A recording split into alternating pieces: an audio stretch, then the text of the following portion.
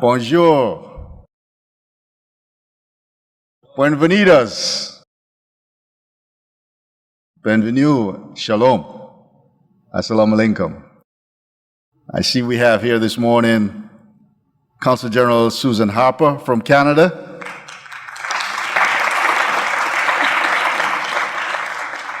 My good friend, former port director, and so much more, and I think he's pro bono president now of this group, Mr. Bill Johnson. Peter Leon, who I use as an advisor on UAE for Broward County. Mr. Leon.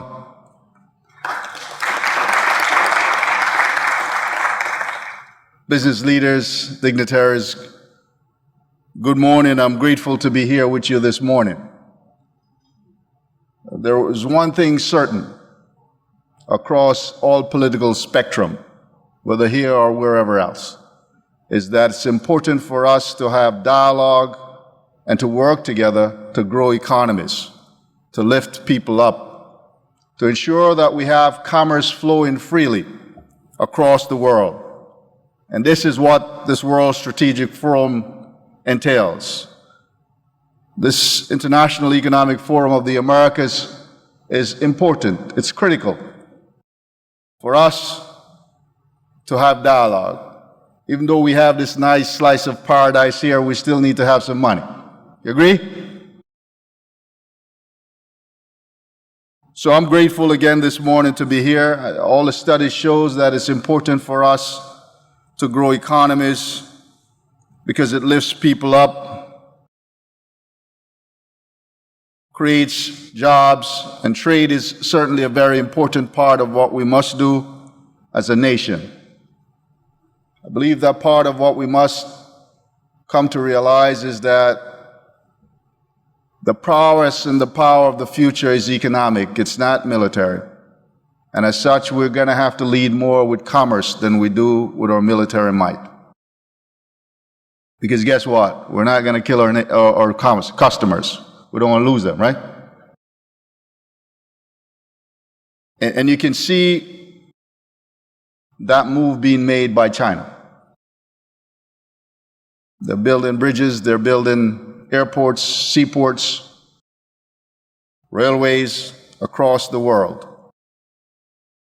America certainly is better positioned to do more than they can because the world exists here. No other country in the world has the diversity of people as we do. We can send loyal, patriotic citizens to every corner of this globe that speaks the language, understand the culture, have contacts there, and is able to open doors for us. We must use that more. Extremely important that we use that more to make those connections. The world is looking to us for leadership. And we must engage, and engage leading with commerce first. Because we have to work with other countries to help them build their infrastructure, grow their economy, to help them prosper. And we will prosper from that also. I think that is a lesson that many of us are learning as China goes out and do this. I think sadly we are behind. We need to ensure that we create the technical support for our businesses, give them access to capital to ensure that they can go out into the world and help to build while we also grow from this. Today I'm standing in front of you as Broward County Commissioner, last year's mayor, in the height of the pandemic. Pandemic taught us something. It says the entire world is connected. As humans, you and I are connected.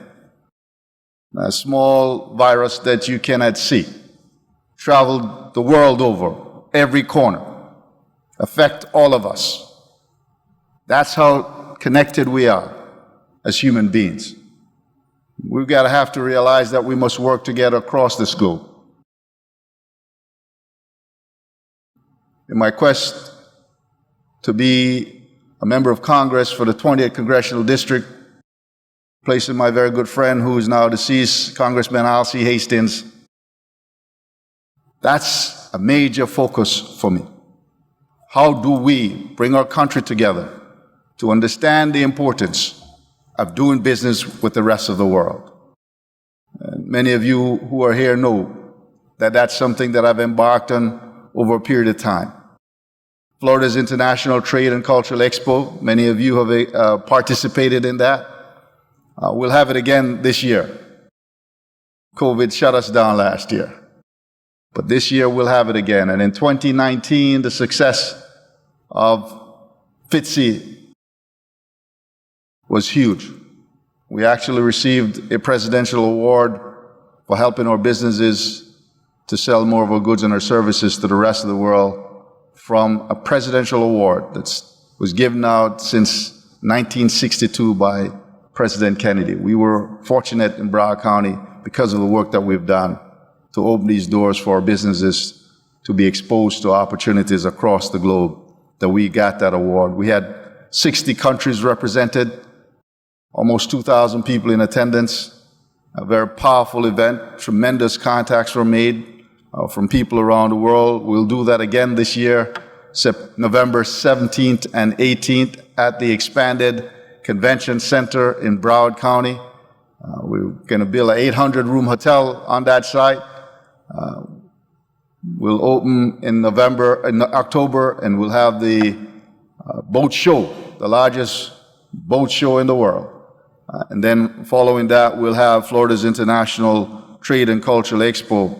Again, I'm deeply honored to be participating with you this morning. I have a county commission meeting that starts at 10 o'clock. So my helicopter is outside waiting. No, but I'll be making it up out of here. I'd love to spend the rest of the day with you to absorb some of this great knowledge that will be imparted throughout this day, and to make the contacts that's necessary for us to really build and develop strong relationship. And with that, I wish you success and great happenings for today. Thank you so much for having me this morning. Have a great day. Good morning, everybody. I would like to thank the President of the World Strategic Forum, Bill Johnson, for the invitation. And I also would like to thank the Commissioner of the Broward County, Ward Dale Holness, for the opportunity to be here at the International Forum. I'm talking from São Paulo, Brazil. We do not have long, so I want to summarize the current problems and challenge that Brazil has to overcome. Brazil is currently experiencing a delicate situation. It has a foolish and incompetent president. As we witnessed at the opening of United Nations General Assembly, there 3 weeks ago, the speech given by President Jair Bolsonaro did not reflect the Brazilian reality. In addition, he has been one of the worst world leaders in facing the pandemic, and one of the direct consequences of his mistakes and scientific denial would be a good part of the 600,000 COVID victims in Brazil. The effort to reverse this scenario imposes two urgent agendas on the U.S. The first one is the domestic, the reconstruction of the economy, and the implementation of the reforms that Brazil so badly needs. The second one, of the international scope, involves the repositioning of Brazil and the image of the country in the world.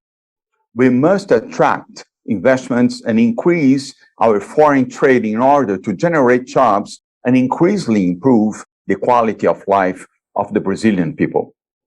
As defenders of economic liberalism, sustainable development, and good public and private governance, we must strengthen democracy and always improve our defense of the market economy in light of the ESG precept. The country needs a national project that includes the definitive overcoming of corruption, the rejection of populism, and the denouncing of authoritarianism. There is neither space nor time for setbacks. This nationwide program involves attracting foreign investments, scientific and technological modernization, an inclusive reform of primary, secondary, and higher education in Brazil, sustainable economic growth, the tireless defense of the environment, with special attention to the Amazon, on our national parks, and the guaranteeing of basic income of the most vulnerable population in Brazil. Being one of the largest granaries in the world and one of the main exporters of grains, animal protein, fruits, and others, it's not just justifiable that Brazil still have so many millions of people in need of food security. As the son of an legislator who was ousted and exiled by the military dictatorship 30 years ago, I will always defend democracy. And as the governor of São Paulo state, which represents more than 20% of the population in Brazil and more than 36% of the economy in Brazil, my management defends life of the most vulnerable and promotes cooperation between the public and the private sector. We are entering a process of strong economic and health recovery thanks to mass vaccination, and I am proud that São Paulo was the first Brazilian state to buy, apply, and produce vaccines against COVID. The immunization campaign in São Paulo is the most advanced in Brazil. I would like to summarize and highlight part of our state's public policies in 4 points: social, economic, environmental, and international. First one, social. Bolsa do Povo, the most comprehensive social program in the history of São Paulo, which benefits almost 1 million people directly. Alimento Solidário, more than 4 million food parcels delivered directly to the poorest population. Vale Gás, almost 1 million families benefited. São Paulo Acolhe, guaranteed income for 1 year for low-income children who are orphaned in the pandemic. The number of full-time schools will be multiplied by 5 by the start of the next school year, and we are going to have 9 times as many full-time students in 2018. There are 3.5 million students in the state public education system in São Paulo. Second point, economic development. A growth of 7.8% in the forecast for the next year. It will be the biggest growth since years of the economic miracle almost 50 years ago. We have the same number this year. We are making the largest public investment in infrastructure in our state's recent history, $10 billion. And we continue with a strong privatization program which attracts national and foreign investments. We have already held 12 auctions for concessions for works and services to private sector, including highways, airports, subways, and urban trains, as well as parks and sports complexes in São Paulo. São Paulo had almost 500,000 new formal jobs in the first semester of this year, which the return of life guaranteed by mass vaccination. We should close the year with more than 1 million formal jobs created in 2021. Third point, environmental. São Paulo has engaged in the United Nations Race to Zero and Race to Resilience campaigns and aims to zero carbon emissions by 2050 and build resilience in the state. We have expanded the vegetation cover recovery programs, and we should go from 23% to 26% in 10 years. The cleaning up of the Pinheiros River in the middle of the city of São Paulo is the biggest environmental project in Brazil, with almost $1 billion in investments and creating 4,000 new direct jobs. We will deliver a new and clean river next year. 4-point, international. We have opened 3 international offices, São Paulo office in Shanghai, in Dubai, and in Munich. And we are going to open a 4th one in New York next month, because São Paulo has to be positioned for a new business, trade, and tourism opportunities. We have been attracting international capital in direct investments and in concessions and privatizations. I am positive that not only those of us from São Paulo, but all Brazilians will soon place Brazil at the forefront of the economic modernization and social transformation in Latin America. Thank you very much. Thanks for having me. Ladies and gentlemen, on behalf of Florida Realtors, I want to thank the World Strategic Forum and our hosts for this event. This phenomenal event has reminded us how important it is for us to all connect on a global level. When you look at the impact that Latin America has had on the Florida real estate economy, the numbers are incredible. Just last year, we saw Latin America, specifically Brazil, invest over $1 billion in Florida real estate. We look forward to continuing that partnership. That was second only to our friends from the North in Canada. They had 3 times as much, but they're a bigger country. But that being said, Florida Realtors has partnered with the organization SILA, the Latin American Federation of Realtors. They represent 19 countries where Mexico and Brazil are the largest. Florida Realtors appreciates the essential component of the partnership between Latin America and Florida. We look forward to continuing that partnership, and to anyone here today who we have not had the opportunity to partner with or get to know, contact us. We would love to connect with you. My Director of Global Business and my right hand in this arena, Maria Grulich, is on site. I know she's got plenty of business cards and would like to meet all of you.